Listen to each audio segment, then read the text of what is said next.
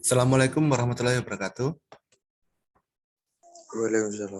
Waalaikumsalam warahmatullahi wabarakatuh.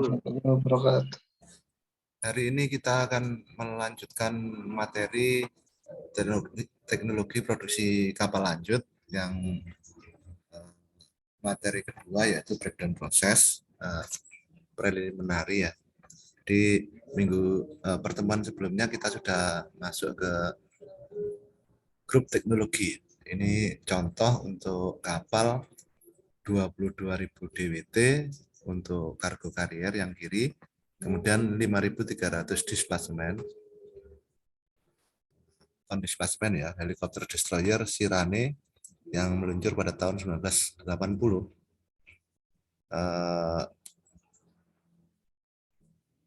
Yang keseluruhannya dibangun oleh galangan kapal IHI berdasarkan product oriented work breakdown structure. Nah, grup teknologi yang berbasis sistem, perencanaan berbasis sistem, sering dipakai untuk galangan kapal yang konvensional berbasis sistem. Akan tetapi memiliki kelemahan. Jadi kelemahannya itu adalah koordinasi antar lini kerja tidak efisien. Yang kedua, tidak efektif untuk material kontrol, man hour kontrol, dan schedule kontrol. Besok sampean karena pemagang besok itu angkatan sampean lebih banyak ya, 43 atau 45 mahasiswa, maka sampean besok akan masuk ke galangan yang membangun kapal. Itu tidak keseluruhannya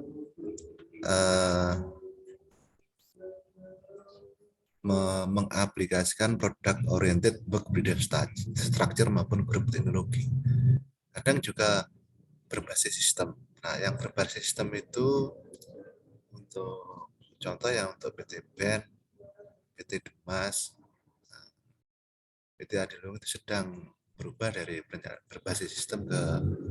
Kemudian kalau yang di Orela itu karena galangan kapalnya baru di daerah Jumpanga sana, dia langsung bisa mengaplikasikan yang lebih tinggi daripada perencanaan berbasis sistem.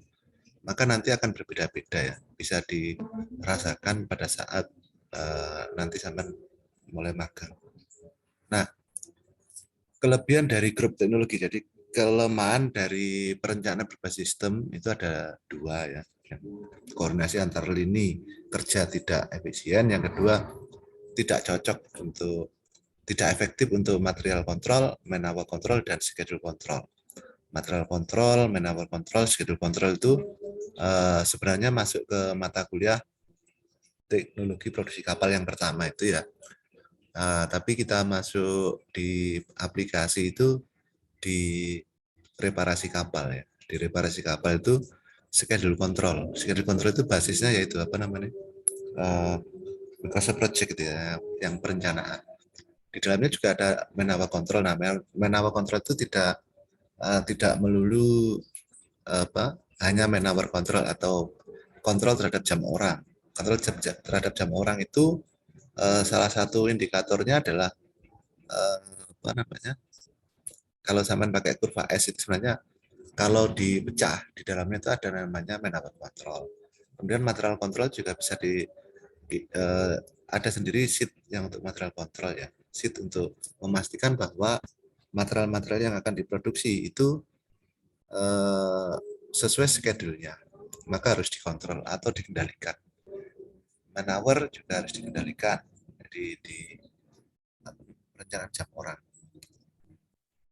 Nah, kelebihan dari grup teknologi ya. Grup teknologi itu improvisasi yang berdampak pada produktivitas. Jadi kalau grup teknologi itu pasti improvisasi. Improvisasi itu mencapai suatu tujuan dengan resource yang sebenarnya tetap. Luasan dari galangan tetap, resource-nya tetap, orangnya tetap. Resource itu kan orang, peralatan, kemudian kelistrikan tetap semua. Akan tetapi bisa menambah produktivitas atau tingkat capaian dari output itu bisa berubah lebih tinggi. Nah, itu kelebihan dari GT. Kalau sampai pernah mendengar productivity improvement management, galangan-galangan yang sudah masuk ke grup teknologi itu biasanya menyelenggarakan lomba terkait productivity improvement management atau kategorisasi terkait capaian improvisasi di masing-masing lini. Kalau yang pernah saya lihat di PT PAL itu setiap tahun ada namanya productivity improvement management. Setiap departemen di divisi produksi itu mengajukan proposal-proposal untuk menyelenggarakan productivity improvement management terkait tanpa adanya perubahan terhadap resource itu bisa improvisasinya bisa naik. Produktivitas improvisasi yang arahnya adalah produktivitas itu bisa naik. Nah, itu salah satu kelebihan dari GT. Nah, basis dari GT, grup teknologi, yaitu yang pertama adalah pengelompokan komponen atau part berdasarkan kesamaan karakteristik. Nah, komponen part kalau di hal construction itu contoh ya, contoh bracket, kemudian kolar itu penghubung antara join. Ya. Kemudian ada yang namanya stiffener, kemudian ada floor yang sama. Nah, itu dikelompokkan. Kalau di yang pertama di sub assembly di area line sub assembly itu dikelompokkan dahulu. Kemudian yang kedua, pengelompokan berdasarkan kesamaan proses manufacture. Nah, kesamaan terhadap proses manufacture itu salah satu contohnya adalah kalau komponen kapal itu dipotong secara keseluruhan, dipotong. Nah, itu pengelompokan yang sama berdasarkan proses manufacture-nya. Fabrikasi itu kesamaan proses manufacture. Fabrikasi, karena di dalam fabrikasi itu kan ada bending, marking, cutting, dan bending. Hanya ada 3 aja itu. Kemudian yang lain ada yang namanya penggerintaan. Nah, itu kesamaan proses. Nah, pemotongan dengan NC plasma itu adalah kesamaan proses manufacture untuk menghasilkan komponen atau part untuk fabrikasi kapal. Nah, komponennya yang dipotong itu karena kesamaan prosesnya, maka dijadikan satu di bengkel fabrikasi. Yang sampean bisa lihat, walaupun sekarang peralatannya mati atau mesinnya mati, adalah yang di tahun 2019-2020 kita beli untuk TMK, yaitu NC gas cutting atau NC plasma cutting itu. NC plasma cutting atau NC gas cutting itu sebenarnya untuk mata kuliah fabrikasi plat atau fabrikasi kapal ya. Jadi nanti menghasilkan ketika praktikumnya sampai di yang CNC ya, yang kemudian bisa menghasilkan namanya NC code atau G code. Nah, kemudian G code atau NC code itu yang kemudian dimasukkan ke flash disk dan dimasukkan ke mesin pembaca di NC plasma cutting, nanti akan mengeluarkan NC plasma atau NC cutting kita itu akan memotong sesuai dengan gambar yang sudah sampai buat di NC code-nya. Nah, itu kesamaan proses manufacture. Kemudian yang ketiga, klasifikasi skema kode pekerjaan terhadap desain dan manufaktur pekerjaan. Nah, dari 2 kelompok pengelompokan komponen dan pengelompokan berdasarkan kesamaan proses tersebut, wajib dibuat klasifikasinya. Jadi, pekerjaan itu harus dikode. Jadi, klasifikasi terhadap kode skema pekerjaan. Nah, ini yang nanti kalau zaman sudah di galangan akan mendapatkan yang namanya contoh kode material itu awalnya pada blok, kemudian ada yang namanya komponen part, sub assembly, kemudian ada part, kemudian dia diproses apa, itu kodifikasi.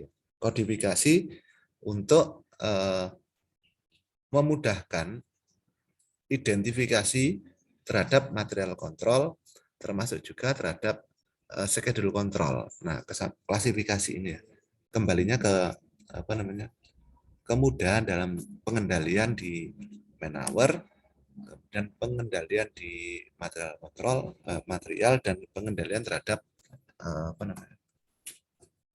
schedule atau penjadwalan. Ini yang kemudian kita tidak sampai masuk ke detail dari klasifikasi, tapi nanti kalau zaman sudah magang nanti akan bisa melihat bagaimana cara mengkode material dan komponen termasuk blok kapal.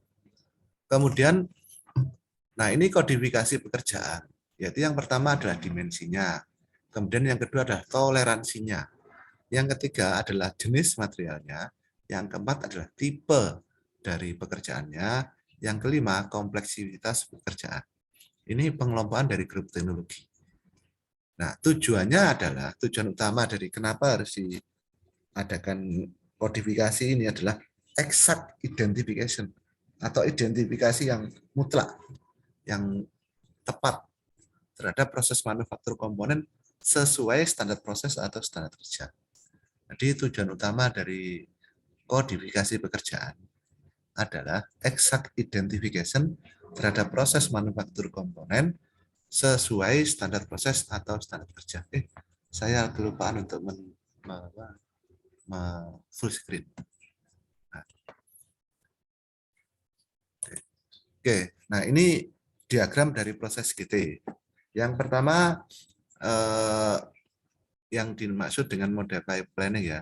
Jadi reiterative development of work package, design and material definition are regarded as aspect of planning. Jadi kalau zaman lihat dari perencanaan modifikasi, yang pertama adalah basic design. Setelah dari basic design, kemudian functional design by system. Functional design by system yang sekarang sedang zaman pelajari. Contoh ya, isometri pipa atau sistem pipa. Contoh itu by system. By system itu paling cocok memang untuk pekerjaan outfitting, machinery ya, hal outfitting, kemudian machinery outfitting, electric outfitting, electronic outfitting, yang dia bisa di by system. By system itu satu basisnya di tenaga mesin itu ya. Contoh namanya berbunyi dia lubrication oil system. Nah, lubrication oil system, maka mulai dari dari storage-nya lubrication sampai dia itu bekerja, bahannya itu by system.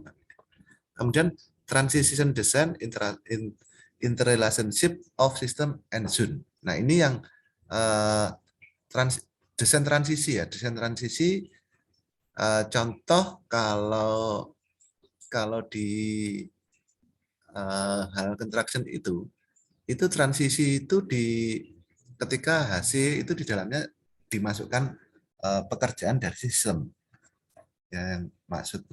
Yang dimaksudkan terjadi overlap. Jadi namanya pekerjaan by system itu seharusnya dikerjakan di sistem, akan tetapi dia dikerjakan di hal construction. Nah, ini transition design namanya. Ya, menghubungkan sistem terhadap pekerjaan yang di hal construction yang sebenarnya bukan berdasarkan sistem, yaitu kesamaan dari proses dan kesamaan terhadap komponen material. Kalau di hal construction itu kan kesamaan dari proses manufacture, dan yang kedua adalah kesamaan dari komponennya. Nah, ketika sudah jadi, ternyata ada transisinya dari sistem itu masuk ke hal construction, bahkan ketika masih menjadi blok. Kemudian ada yang namanya detail design specification of interim product by zone, area, atau state. Nah, ini yang detail design. Nah, detail design ini yang kalau sama nanti magang itu mendapatkan gambar yang namanya satu paket ya. Satu paket namanya working drawing, itu production drawing atau working drawing. Itu biasanya isinya 12 gambar. 12 paket ya.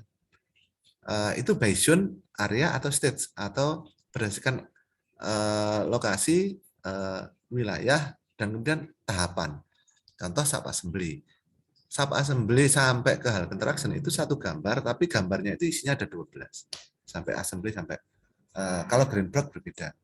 Itu nanti isinya ada 12 yang kemarin kita sempat ada namanya building plan, working drawing, part list, kemudian apa itu? NC code, profile bending plan itu ada 12 ya, ada. Yang terakhir ya NC code itu. Yang terakhir itu welding plan, ada 12. Kemudian work package productivity value analysis. Nah, ini dianalisa ya. Jadi productivity value, analisa terhadap productivity value terhadap paket pekerjaan. Ini harus dianalisa. Nah, ini biasanya menganalisa orang-orang PPC di masing-masing divisi produksi. Dianalisa. Kemudian yang terakhir adalah acceptable productivity. Jadi produktivitas yang bisa diterima berdasarkan analisa terhadap productivity value atau nilai produktivitas terhadap pekerjaan.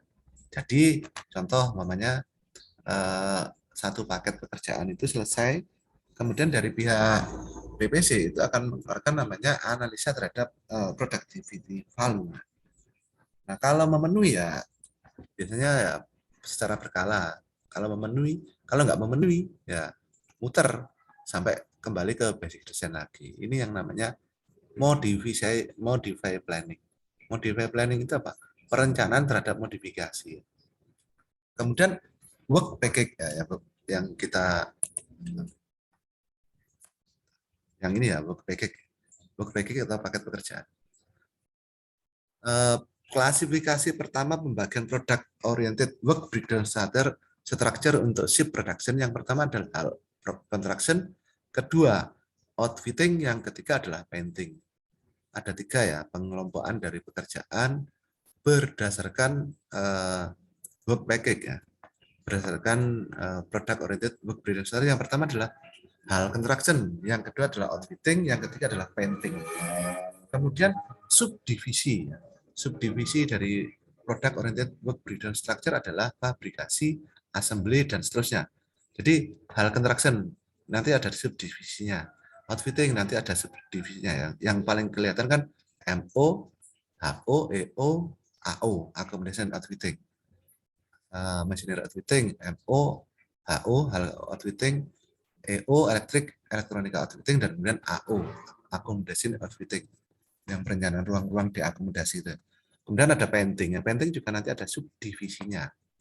Di awal proses, identifikasi terhadap oriented production harus sudah selesai. Contoh, metode yang harus dipakai untuk pengerjaan kapal, itu bloknya itu harus selesai. Kalau untuk contoh ini yang dahulu sudah sempat kita bahas di materi teknologi produksi kapal yang pertama di semester 2 adalah hal block construction method atau metode untuk mengkonstruksi atau membangun blok lambung kapal. Itu metodenya harus sudah selesai di awal proses. Kemudian klasifikasi kedua adalah kebutuhan resource. Resource itu keseluruhan dari yang akan menjadi produk. Yang pertama adalah material yang dipakai untuk produksi. Yang pertama, contoh ya plat, pipa, kalau diakomodasi ya namanya kayu, furniture ya. Kalau di pengecatan ya catnya, pengelasan ya termasuk consumable, kawat las. Kedua manpower. Manpower atau tenaga kerja yang ditugaskan untuk produksi ya. Ada welder, fitter, dan lain-lain. Yang ini dahulu semester kemarin sampai sudah mengidentifikasi terhadap apa sih kebutuhan dari pekerjaan reparasi kapal. Reparasi kapal di bagian A, sampai butuhnya adalah welder, fitter, dan lain-lain ya. Kemudian satu paket pekerjaan reparasi itu butuhnya berapa orang. Nah, itu adalah menghitung kebutuhan resource khusus untuk manpower atau tenaga kerja. Atau segenap tenaga manusia yang akan terlibat dalam proses pekerjaan reparasi. Kalau untuk produksi kapal baru juga harus dihitung. Yang ketiga adalah fasilitas. Fasilitas itu dibagi menjadi beberapa ya. fasilitas untuk kapal, untuk galangan kapal. Itu ada yang namanya fasilitas utama. Yang kedua adalah fasilitas pendukung. Nah, fasilitas utama fasilitas yang dipakai untuk produksi. Yang utama ini seperti dock. Nah, dock itu utama. Kalau nggak ada dock, bukan galangan. Kalau nggak ada area nggak ada area bengkel, bukan galangan. Nah, itu utama. Crane itu utama. Kalau crane-nya melekat pada dock. Tapi kalau crane-nya crane yang sewa, bukan utama, tapi pendukung. Masinas dan lain-lain, masineri dan lain-lain ini sub dari pendukung. Nah, pendukung itu crane itu pendukung. Transporter atau yang memindahkan blok per area antar area memindahkan itu juga pendukung. Yang keempat adalah expenses yang habis untuk produksi. Contoh designing, transport, sea trial, seremonial yang sebenarnya tidak bisa dihitung. Tidak bisa dihitung bahwa kamu dihargai jasanya sekian. Designing tidak bisa dihitung. Transportasi juga tidak bisa dihitung untuk produksi kapal ya, bukan untuk produksi yang lain. Sea trial itu juga tidak bisa dihitung. Tingkat produksinya seperti apa tidak bisa dihitung. Seremonial juga tidak bisa dihitung. Tapi kalau nggak ada seremonial, tidak akan ada delivery yang mau datang. Ini waktunya tinggal 1 menit. Saya tutup dahulu, nanti akan saya lanjutkan di Zoom yang kedua. Terima kasih. Assalamualaikum warahmatullahi wabarakatuh.